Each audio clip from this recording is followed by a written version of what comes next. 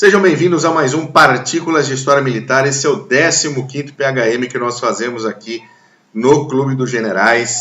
Eu estou aqui com um prazer inenarrável, imenso, na casa do meu querido Glênio Madruga, na grande Santa Catarina. Meu amigo, muito obrigado pela sua recepção maravilhosa, pelo excelente almoço. Tudo bem contigo? Tudo jóia. Saudações cavalarianas a todos os nossos ouvintes. Prazerzão te receber aqui em casa. Comidinha boa, cervejinha artesanal, Rudel, obrigado. Valeu mesmo, torresminho no capricho. Cara, o dia tá bom hoje, hein? Com certeza. E você fez a pauta desse PHM de hoje. Positivo. Que é uma pauta que eu não sabia, a pauta Churchill de férias. Olha que belezinha. Ah, claro. Não dá para perder uma oportunidade de fazer uma gravação contigo aqui em casa. Então a gente pensou uma pauta aproveitando o fato de você estar de férias para explorar um pouco a personalidade do Nick, do homem, da lenda, do mito, Winston Churchill. Um cara que viveu a vida do jeito que quis, fez o que tinha que fazer, gostou de fazer o que tinha que fazer e o fez muito bem feito nas diversas áreas de atuação. Claro, algumas pisadinhas de bola no meio do caminho, mas quem não o faz? Ninguém é perfeito, não é verdade? Ninguém é perfeito. Mas afinal, ele bebia, fumava e prevaricava aquela uma beleza. Exato. E viveu até os 90 e quanto? Até os 95. Maravilha, então viveu bem. Muito bem. Fala para mim, qual que é essa primeira curiosidade sobre Churchill? Pois é, a primeira curiosidade é justamente sobre a birita, né? Durante a lei seca nos Estados Unidos, Churchill referiu-se publicamente à proibição do álcool como uma afronta a toda a história da humanidade. Tá errado? Não tá errado. Tá certíssimo. A função básica, desde os primórdios do cultivo de grãos, era justamente fermentar e beber. Fermentar e beber, exatamente. Não era comer. Comer é efeito colateral. Não, inclusive a lei seca nos Estados Unidos provocou graves problemas de criminalidade. Sem dúvida. Criaram-se máfias da bebida. Al Capone foi talvez o seu ícone, né? O seu parte mais famoso, mas ele está certo, realmente, proibição do álcool é uma afronta à história da humanidade. A segunda, achei interessantíssima, posso falar essa daqui? Muito boa, eu não sabia. Churchill definiu uma vez o tato com as pessoas com a habilidade de mandar alguém para o inferno de uma forma que a pessoa encare a viagem de frente. É o tchan de ser um motivador, né? Dominar o querer da pessoa. É mandar o sujeito a puta que pariu, o cara ir feliz, de frente, forte. Convencido que ele é o melhor cara do mundo de ir pra puta que pariu naquele momento.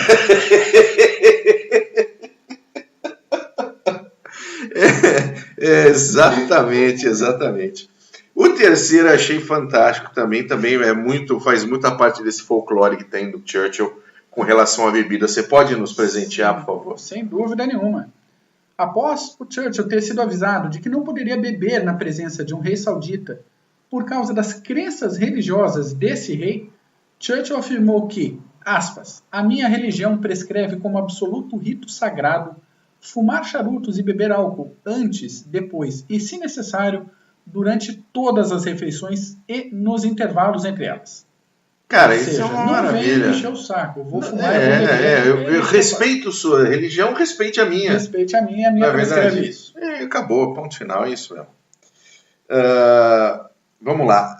A número 4 é interessante, eu também não sabia. Eu não sei muita coisa sobre Churchill, viu, cara? Eu li muito sobre ele e tem muitas dessas coisas aqui. Inclusive, a gente vai colocar a fonte de cada uma delas no nosso site para vocês poderem dar uma olhada, tá? Exatamente. O que nós fizemos, inclusive, se vocês acharem alguma coisa que não seja correta, ou que vocês acham que é falsa, por favor, escrevam para a gente. Qual é o e-mail, Mac? contato@clubedosgenerais.org. Podem escrever, pode mandar para a gente, pode criticar.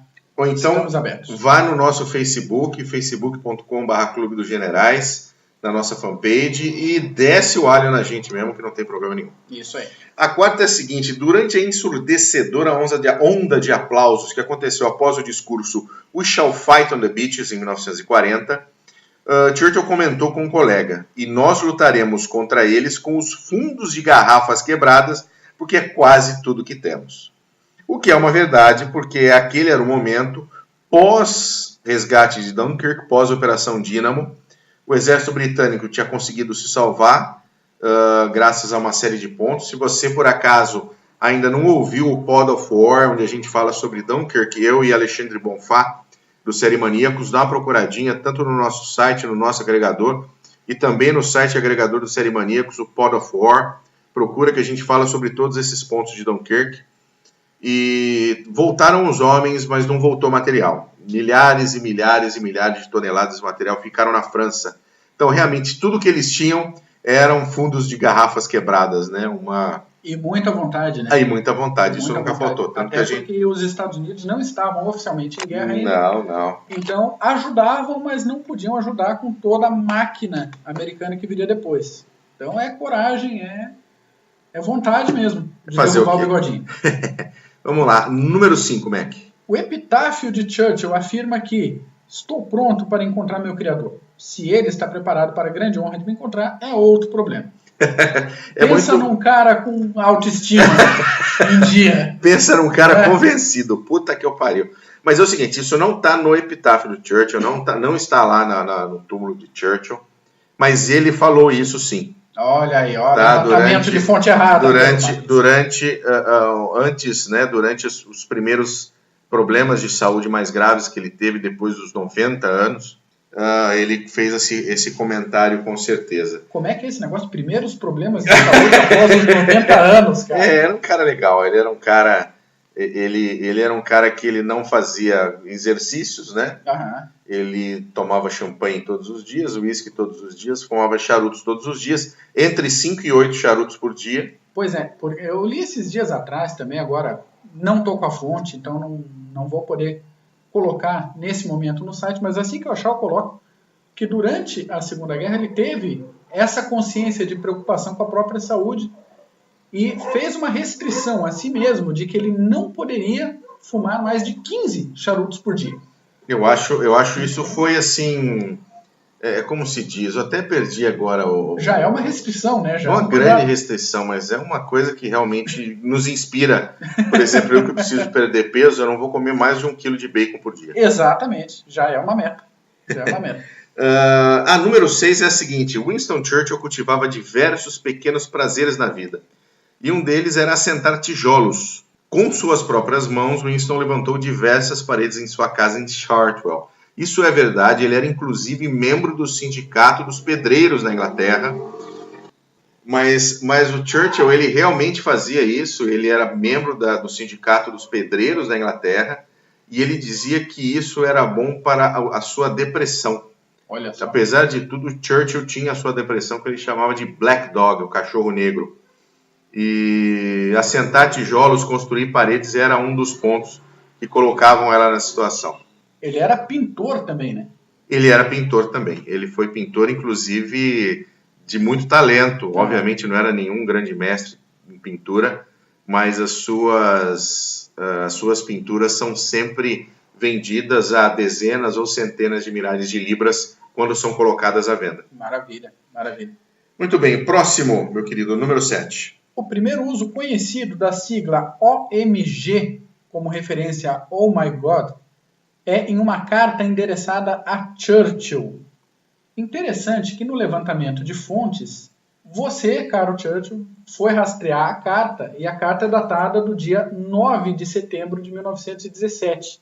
Exatamente. Ou seja, 100 anos e um dia da data de gravação desse episódio. Estamos gravando no dia 10 de setembro, mas foi realmente faz 100 anos, né? Uma coincidência bastante interessante. Maravilhosa. Muito bem. Número 8. Perfeito. Winston Churchill rascunhou alguns planos para um ataque surpresa contra a União Soviética, nomeando a ação como Operation Unthinkable, a Operação Impensável. O plano rearmaria mais de 100 mil alemães veteranos da Segunda Guerra para um novo avanço, praticamente iniciando a Terceira Guerra Mundial, antes mesmo de terminar a Segunda. E não era só um pensamento dele, né? Um dos principais advogados de entender que os russos, que os soviéticos eram os próximos inimigos, foi de Patton. Exatamente. Os dois tinham a consciência, apesar da consciência também de que o esforço de guerra, tanto industrial quanto do fronte doméstico, a população civil já estava bem cansada do esforço da Segunda Guerra Mundial, eles tinham a percepção de que a ameaça continuaria vindo do leste, dessa vez da União Soviética, e que duraria bastante. Então, foi pensado no unthinkable. Foi pensado. Realmente, não havia a menor condição da sociedade inglesa, a sociedade francesa, ou até mesmo a sociedade americana encararem mais, sabe-se lá quantos anos de guerra contra a União Soviética, que todo mundo Stalin estava cagando e andando para o seu povo, e ia botar todo mundo pro pau mesmo e quer que se foda. Exatamente. Já deu uma alteração desgraçada quando os americanos que estavam lutando na Europa e acabou a guerra na Europa, em vez de ganharem o passe para casa, ganharam algumas semanas de folga no Pacífico e alguns em casa e foram realocados para o Pacífico. Sabe aquela sensação de a guerra acabou? Não acabou. Não acabou. Vai para o Japão agora. Acabou. Se isso já estava ruim para os americanos, que entraram em 41, pensa para a Inglaterra, que estava no pau desde 39. E muito menos pessoas, com muito menos recurso humano, e tudo. Não dava. Realmente não ia acontecer. Mas a número 9, meu querido. O guarda-costas Walter Thompson salvou a vida de Churchill mais de 20 vezes. Pensa um cara bom. Essas situações incluíam estilhaços de artilharia, atentados do IRA, nacionalistas indianos, nacionalistas árabes, agentes nazistas, comunistas gregos, entre outras diversas ameaças. E Walter Thompson estava lá para garantir essa... Estava lá.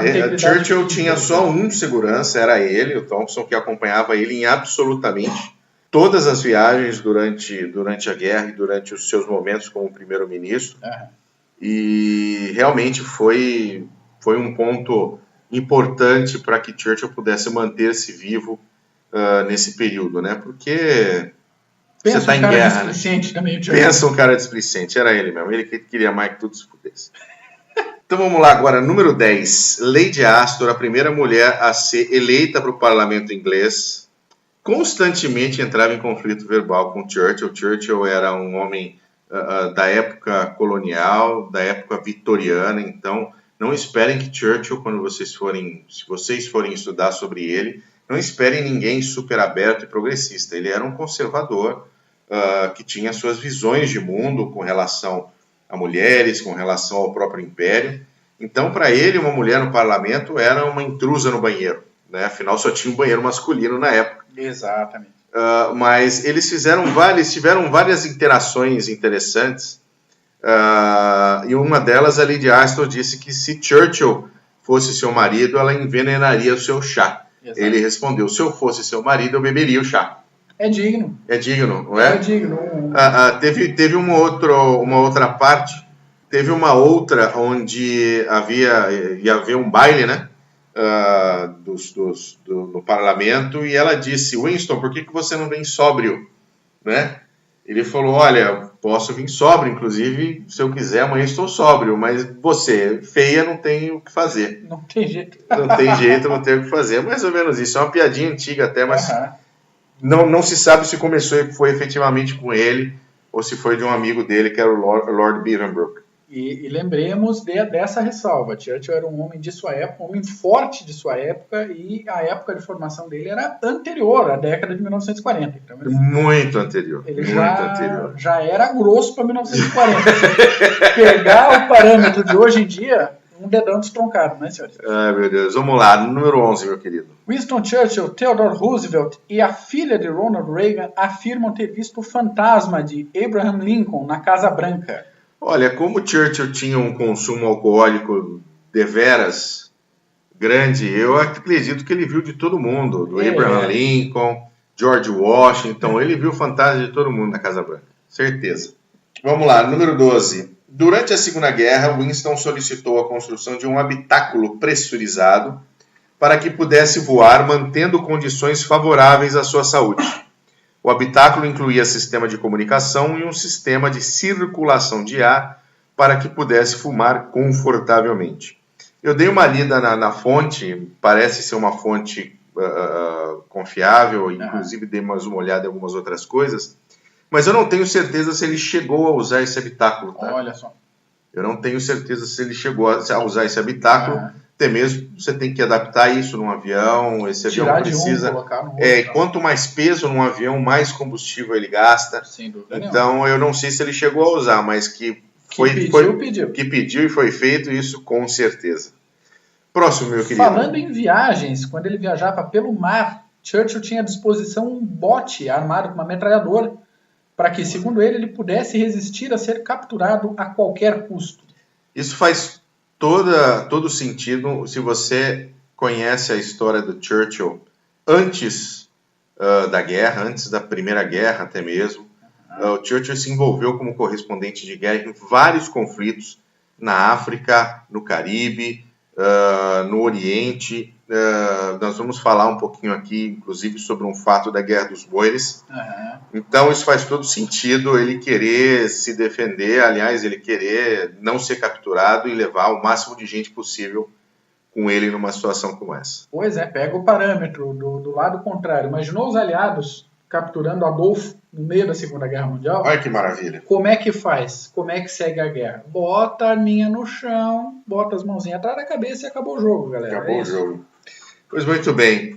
Em 1931, visitando Nova York, que tinham vários cavalos como esse que está passando aqui atrás, Churchill foi atingido por um carro quando desceu do táxi. Isso é verdade. Em 1931, ele foi atropelado em Nova York, foi para o hospital, ficou algumas semanas no hospital, quase morreu. Foi uma bela pancada de um Ford da época. E é verdade, ele olhou para o lado errado do fluxo do trânsito, por isso que foi atropelado. Uma forte pancada para a época, da época que os carros eram feitos de metal. Exatamente, né? Não era plastimóvel como hoje em dia. Claro, a gente entende toda a questão de segurança e tal, né? Da construção, absorção de impacto, mas, né, um atropelamento naquela época dava diversas fraturas inconvenientes para atropelar. Sem dúvida nenhuma. O próximo, meu querido. 15º. 15º. Churchill ganhou um prêmio Nobel em 1953. E não foi o Nobel da Paz, como muitos poderiam pensar. Foi de literatura. Eu não pensaria em Nobel da Paz nunca. Mas ele recebeu o prêmio Nobel de literatura pelo conjunto de sua obra, mas especialmente pela obra A História dos Povos de Língua Inglesa. Então, se você tem vontade de conhecer a história dos povos de língua inglesa, você precisa ler Churchill. Exatamente. Se não me engano, eu não sei se tem outra edição no Brasil. Eu li a edição da Bibliex. Não, tem uma outra edição no Brasil. Eu não me lembro a editora, mas eu vi há pouco tempo na livraria, na FENAC. Que maravilha. Eu vi há pouco tempo na FENAC. Fica mas se você acha com certeza no estante virtual, e a gente vai procurar botar aquele nosso querido linkzinho da Amazon para facilitar para vocês também. Exatamente. Muito bem, número 16. Esse é um ponto que eu falei antes aqui com relação à sua disposição, né, o bote armado e tal. Em 1899, Churchill foi prisioneiro de guerra na África do Sul, enquanto trabalhava como correspondente de guerra, era a Guerra dos Boeres. Então ele foi capturado pelos Boeres e imprimiu uma fuga espetacular. Ele fugiu do campo de prisioneiros onde eles estavam, foi para um trem, foi perseguido, conseguiu fugir do trem, conseguiu voltar para a Inglaterra e voltou para a Inglaterra como herói por ter conseguido efetivamente fugir da onde ele estava, que era quase impossível, né? Eles imaginavam que aquilo era quase impossível. Exemplo da inquebrantável força de vontade e disposição de Churchill, né? Isso foi com ele até o túmulo, essa força, essa fibra. Teimoso mesmo, filho da puta. Né? Em situação comum. Imagine, coloque-se no lugar dele. Foi uma fuga de aproximadamente 450 quilômetros. Até chegar num ponto de resgate. Pensa isso hoje em dia, senhores. Se imagine pegando uma mochilinha e caminhando 450 quilômetros ou tentando meios de transporte por 450 quilômetros hoje em dia. Com gente atrás de você querendo o teu pescoço. Exato. Para ser bonzinho querendo o teu pescoço, né? Para não falar outras coisas mais indecentes. Bora, item número 17. Toca. Ainda sobre a Guerra dos Boeres, quando ele foi deslocado para lá, Churchill levou 60 garrafas de destilados em sua bagagem. Prioridades de vida desde a juventude. Desde a juventude. Eu não sei se isso é certo, até preciso dar uma pesquisada, mas isso é a cara do Churchill. Sem dúvida. Isso é a cara, sem dúvida nenhuma, do nosso querido Bebonzinho. 18ª e última. Tanto Churchill quanto o rei George VI queriam acompanhar a força expedicionária aliada no dia D, o desembarque do dia D na Normandia em 1944, mas obviamente foram dissuadidos no último momento pelo almirante Ramsay, que afirmou que não iria, não conseguia assumir a responsabilidade pela sua segurança. Então você imagina, você bota o rei e o primeiro-ministro num barco, numa maior operação aerotransportada e anfíbia da história, para eles ficarem olhando lá. O Churchill, se eu bem conheço, e eu me lembro que eu li na biografia dele, ele queria estar dentro das barcaças de desembarque. Eu acredito porque a formação moral militar de Churchill é uma formação do século XIX. Nós estamos falando de um homem com um conservador, com uma carreira longa, que já não era moleque na época da Segunda Guerra Mundial. Então, se você for ver alguns generais do século XIX, claro que eu não estou querendo comparar uma operação de pequeno porte com o desembarque do dia D, mas vários generais importantes assumiam a linha de frente e eram um dos primeiros homens no front, justamente por entender que a maneira mais eficiente de incentivar os soldados é mostrar para os soldados que o seu próprio general consegue liderá-los em batalha. Então a gente tem situações na Guerra do Paraguai, por exemplo, que o general Osório, quando era o supremo comandante das tropas brasileiras, foi na frente, sob fogo. E daí os soldados não tinham desculpa de não avançar. Realmente nenhum. O general estava lá, então vamos junto.